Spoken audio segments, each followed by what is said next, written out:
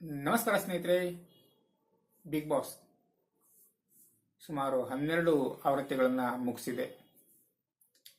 ಈ ಒಂದು ಕಾರ್ಯಕ್ರಮದಲ್ಲಿ ಸುಮಾರು 200ಕ್ಕಿಂತ ಹೆಚ್ಚು ಪ್ರತಿಭಾವಂತರು ಚಲನಚಿತ್ರರಂಗದಲ್ಲಾಗಿರ್ಬೋದು, ಬೇರೆ ಬೇರೆ ಕ್ಷೇತ್ರದಲ್ಲಿ ತಮ್ಮದೇ ಆದಂತಹ ಒಂದು ಕೆಲಸ ಕಾರ್ಯಗಳ ಮೂಲಕ ಹೆಸರುವಾಸಿಯಾದಂತಹ ಹಲವು ಪ್ರತಿಭೆಗಳು ಬಿಗ್ ಬಾಸ್ ಕಾರ್ಯಕ್ರಮದಲ್ಲಿ ಭಾಗಿಯಾಗಿದ್ದಾರೆ.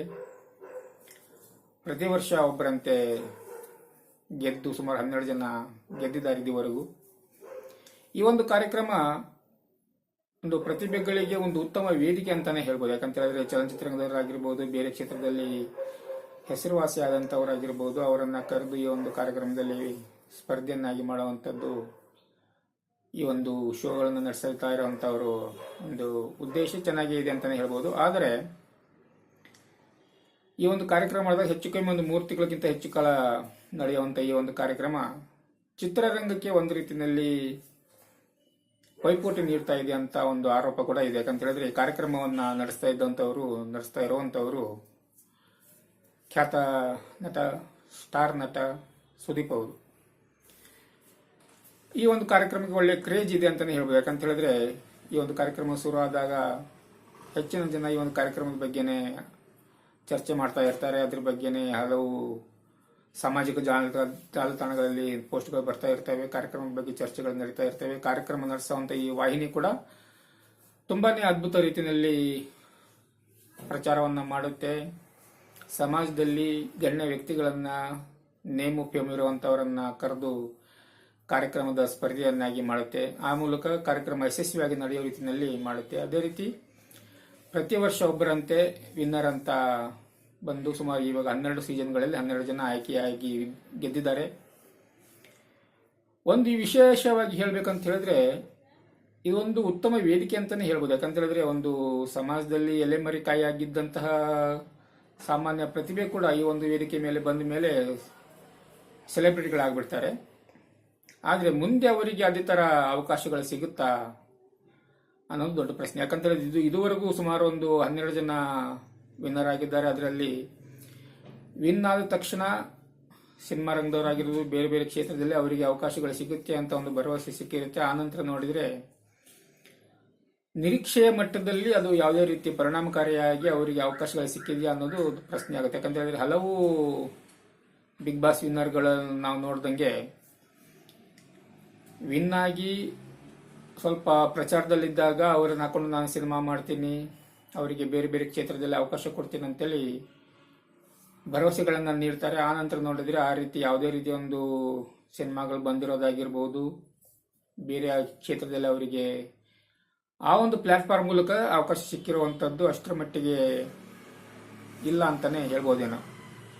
ಯಾಕಂತ ಹೇಳಿದ್ರೆ ಪ್ರತಿ ಒಂದು ಸೀಸನ್ ಅಲ್ಲೂ ಕೂಡ ಹೆಚ್ಚು ಕಮ್ಮಿ ಒಂದು 20-25 ಜನ ಸ್ಪರ್ಧಿಗಳು ಬರ್ತಾರೆ. ಆ ಸ್ಪರ್ಧಿಗಳಲ್ಲಿ ಒಬ್ರು ವಿನ್ ಆಗ್ತಾರೆ. ಆ ನಂತರ ವಿನ್ ಆದಂತವರಾಗಿರಬಹುದು ಅಥವಾ ಸ್ಪರ್ಧೆಯಲ್ಲಿ ಏನು ಭಾಗಿಯಾದಂತಹ ಕಲಾವಿದರಾಗಿರ್ಬಹುದು, ಬೇರೆ ಬೇರೆ ಕ್ಷೇತ್ರದಲ್ಲಿ ಇರುವಂತಹ ಗಣ್ಯ ವ್ಯಕ್ತಿಗಳಂತ ಅನಿಸ್ಕೊಂಡವರಾಗಿರ್ಬೋದು, ಅವರಿಗೆ ಆ ತರ ಈ ಒಂದು ಪ್ಲಾಟ್ಫಾರ್ಮ್ ಮೂಲಕ ಅವಕಾಶ ಸಿಕ್ಕಿದೆಯಾ ಅಂತ ನೋಡಿದ್ರೆ ನಿರೀಕ್ಷೆಯ ಮಟ್ಟದಲ್ಲಿ ಏನು ಸಿಕ್ಕಿಲ್ಲ ಅಂತಾನೆ ಅನ್ಸುತ್ತೆ. ಯಾಕಂತ ಹೇಳಿದ್ರೆ ಅವರು ಕೂಡ ತುಂಬಾ ಜೋಶಲ್ಲಿ ಬೇರೆ ಎಲ್ಲ ಕೆಲಸ ಕಾರ್ಯಗಳನ್ನ ಬಿಟ್ಟು ಈ ಒಂದು ವೇದಿಕೆಗೆ ಅಂತ ಬಂದಿರ್ತಾರೆ. ತಮ್ಮ ಬುದ್ಧಿವಂತಿಕೆ ಆಗಿರ್ಬೋದು, ಶ್ರಮ ಆಗಿರ್ಬೋದು, ತುಂಬಾನೇ ಉತ್ತಮವಾಗಿ ಈ ಒಂದು ಕಾರ್ಯಕ್ರಮದಲ್ಲಿ ಸ್ಪರ್ಧೆ ರೀತಿಯಲ್ಲಿ ಇವರು ಪ್ರದರ್ಶನ ಮಾಡಿರ್ತಾರೆ, ತಮ್ಮ ಪ್ರತಿಭೆಯನ್ನ ಪ್ರದರ್ಶನ ಮಾಡಿರ್ತಾರೆ. ಬಂದಂತಹ ಹಲವು ಜನ ಹೇಳುವಂಥದ್ದು ಏನಂತ ಹೇಳಿದ್ರೆ, ನನ್ನನ್ನು ನಾನು ತಿಳ್ಕೊಳ್ಳೋದಕ್ಕೆ, ಯಾರು ನಮ್ಮವರು ಯಾರು ಬೇರೆಯವ್ರನ್ನ ತಿಳ್ಕೊಳ್ಳೋದಕ್ಕೆ ನನಗೆ ಈ ವೇದಿಕೆ ಒಂದು ಉತ್ತಮ ಅವಕಾಶ ನೀಡ್ತು ಅಂತ ವೇದಿಕೆಯಲ್ಲಿ ಅವಕಾಶ ಸಿಕ್ಕಿರೋ ಬಗ್ಗೆ, ಕಾರ್ಯಕ್ರಮದ ಬಗ್ಗೆ ತುಂಬಾ ಅದ್ಭುತವಾದ ರೀತಿಯಲ್ಲೇನೆ ಮಾತುಕತೆಗಳನ್ನ ಆಡ್ತಾರೆ, ಪ್ರಚಾರ ಮಾಡ್ತಾರೆ. ಆದ್ರೆ ಈ ಒಂದು ಪ್ಲಾಟ್ಫಾರ್ಮ್ ಮೂಲಕ ಒಂದು ನೇಮು ಫೇಮು ಸಿಕ್ಕಿದ ಮೇಲೆ ಅವರಿಗೆ ಆ ನಂತರ ಏನಾದರೂ ಬೇರೆ ಯಾವ ಕ್ಷೇತ್ರದಲ್ಲಿ ಅಥವಾ ಒಂದು ನಟನೆ ಆಗಿರ್ಬೋದು, ಬೇರೆ ಕ್ಷೇತ್ರದಲ್ಲಿ ಆಗಿರ್ಬೋದು, ಅದೇ ರೀತಿಯಲ್ಲಿ ಅವ್ರೇನ್ ನಿರೀಕ್ಷೆ ಮಾಡಿರ್ತಾರೆ ಅಥವಾ ಏನ್ ಶ್ರಮಪಟ್ಟು ಇಲ್ಲಿ ಭಾಗವಹಿಸಿರ್ತಾರೆ ಅದೇ ರೀತಿ ಅವ್ರಿಗೆ ಬೇರೆ ಅವಕಾಶ ಸಿಕ್ಕಿದೆಯಾ ಅಂತ ನೋಡಿದ್ರೆ ಹೇಳಿಕೊಳ್ಳೋ ಮಟ್ಟದಲ್ಲಿ ಅವಕಾಶ ಇಲ್ಲ ಅಂತಾನೆ ಹೇಳಬಹುದೇನೋ. ಯಾಕಂತ ಹೇಳಿದ್ರೆ ನಾನು ಕೂಡ ಹಲವು ವರ್ಷಗಳಿಂದ ಈ ಒಂದು ಕಾರ್ಯಕ್ರಮ ಗಮನಿಸ್ತಾ ಇದ್ದಂಗೆ ಹಲವು ಪ್ರತಿಭೆಗಳು ವಿನ್ನರ್ ಆಗಿ ಹೊರಗಡೆ ಬಂದ ಮೇಲೂ ಕೂಡ ಅವರಿಗೆ ನಿರೀಕ್ಷೆ ಮಟ್ಟದಲ್ಲಿ ಅವಕಾಶ ಸಿಕ್ಕಿದೆ ಅಂತ ನೋಡಿದ್ರೆ ನನ್ನ ಪ್ರಕಾರ ಅದು ಅಷ್ಟರ ಮಟ್ಟಿಗೆ ನಿರೀಕ್ಷೆ ಏನಿತ್ತು ತಲುಪಿಲ್ಲ, ನಿರೀಕ್ಷೆ ಮಟ್ಟ ತಲುಪಿಲ್ಲ ಅಂತಾನೆ ಹೇಳ್ಬೋದು. ಏನೇ ಆಗಲಿ ಹೆಚ್ಚು ಕಮ್ಮಿ ಒಂದು 3 ತಿಂಗಳ ಕಾಲ ಪ್ರೇಕ್ಷಕರಿಗೆ ಉತ್ತಮ ಮನರಂಜನೆ ನೀಡಿ ಜನರ ಒಂದು ಚರ್ಚಾ ವಿಷಯವಾಗಿ ಉತ್ತಮ ರೀತಿಯಲ್ಲಿ ಕಾರ್ಯಕ್ರಮ ನಡೀತಾ ಇದೆ.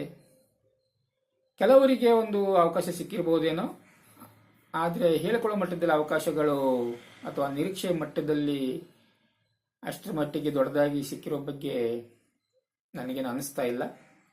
ಏನೇ ಆಗಲಿ ಒಂದು ಉತ್ತಮ ವೇದಿಕೆ ಪ್ರಚಾರಕ್ಕೋಸ್ಕರ ಅಂತಾನೆ ಹೇಳ್ಬೋದು. ಆ ಮೂಲಕ ಅವರು ಬೇರೆ ಬೇರೆ ಕ್ಷೇತ್ರದಲ್ಲಿ ಅವರಾಗಿ ಹುಡ್ಕೊಂಡು ಹೋಗ್ಬೇಕು. ಈ ವೇದಿಕೆ ಮೂಲಕನೇ ನನಗೇನು ಸಿಗುತ್ತೆ ಅಂತ ಆಸೆಯಿಂದಾಗಲಿ ಕಾಯ್ಕೊಂಡು ಕೂತ್ಕೊಳ್ಳೋಕ್ಕಿಂತ ಈ ಒಂದು ಪ್ರಚಾರದಿಂದ ಅವರು ಬೇರೆ ಕ್ಷೇತ್ರದಲ್ಲಿ ಅವರಾಗಿ ಖುದ್ದಾಗಿ ಸ್ವಪ್ರಯತ್ನದಿಂದ ಬೇರೆ ಬೇರೆ ಕ್ಷೇತ್ರದಲ್ಲಿ ಕೆಲಸ ಕಾರ್ಯಗಳನ್ನು ಮಾಡುವಂತೆ ಆಗಬೇಕು ಅನ್ನೋದೇ ಒಂದು ಅನಿಸಿಕೆ ನನಗೆ. ಯಾಕಂತ ಹೇಳಿದ್ರೆ ಇವಾಗ ಆ ವೇದಿಕೆ ಮೂಲಕನೇ ಆಗುತ್ತೆ ಅನ್ನೋದು ಬಹಳಷ್ಟು ಜನ ಹೇಳ್ತಾರೆ. ಈ ಒಂದು ಬಿಗ್ ಬಾಸ್ ಅಲ್ಲಿ ನನಗೆ ಒಂದು ಅವಕಾಶ ಸಿಕ್ಬಿಟ್ರೆ ನಾನು ನೇಮ ಫೇಮ್ ಬಂದ್ಬಿಡುತ್ತೆ, ನನಗೆ ಬೇರೆ ಬೇರೆ ಕ್ಷೇತ್ರದಲ್ಲಿ ಅವಕಾಶ ಸಿಗುತ್ತೆ ಅನ್ನೋದು ನಮ್ಮ ಕೆಲವು ಸ್ನೇಹಿತರು ಕೂಡ ಹೇಳ್ತಾನೆ ಇರ್ತಾರೆ. ಅವರು ಹಲವು ಜನ ಪ್ರಯತ್ನ ಪಟ್ಟವರು ಕೂಡ ಇದ್ದಾರೆ.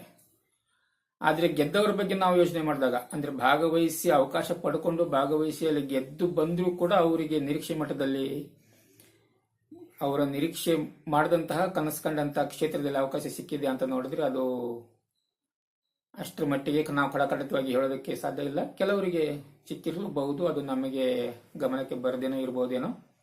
ಏನೇ ಆಗಲಿ ಕಾರ್ಯಕ್ರಮ ತುಂಬಾ ಅದ್ಭುತವಾಗಿ ಜನರ ಮನಸ್ಸನ್ನ ಗೆಲ್ತಾ ಇದೆ ಪ್ರತಿ ಸರಿ. ಅದರಲ್ಲೂ ಕೂಡ ಸ್ಟಾರ್ ನಟ ಸುದೀಪ್ ಅವರು ತುಂಬಾನೇ ಲವಲವಿಕೆಯಿಂದ ಕಾರ್ಯಕ್ರಮ ನಡೆಸ್ತಾ ಇರೋದ್ರಿಂದ ಅದು ಕೂಡ ಒಂದು ಪ್ಲಸ್ ಪಾಯಿಂಟ್ ಆಗಿದೆ ಕಾರ್ಯಕ್ರಮಕ್ಕೆ ಅಂತಾನೆ ಹೇಳ್ಬೋದು. ಎನಿವೆ ಕಾರ್ಯಕ್ರಮ ಹೀಗೇನೆ ನಡೀಲಿ. ಕೆಲವು ಪ್ರಕಾರ ಚಿತ್ರರಂಗಕ್ಕೆ ಇದು ಪೈಪೋಟಿ ನೀಡ್ತಾ ಇದೆ ಅಂತ ಏನು ಮಾಡೋಕ್ಕಾಗೋದಿಲ್ಲ. ಪ್ರತಿಯೊಂದು ಒಂದರಿಂದ ಒಂದು ಪ್ಲಸ್ ಇದೆ, ಇನ್ನೊಂದು ಮೈನಸ್ ಇದ್ದೇ ಇರುತ್ತೆ. ಧನ್ಯವಾದಗಳು ಸ್ನೇಹಿತರೆ.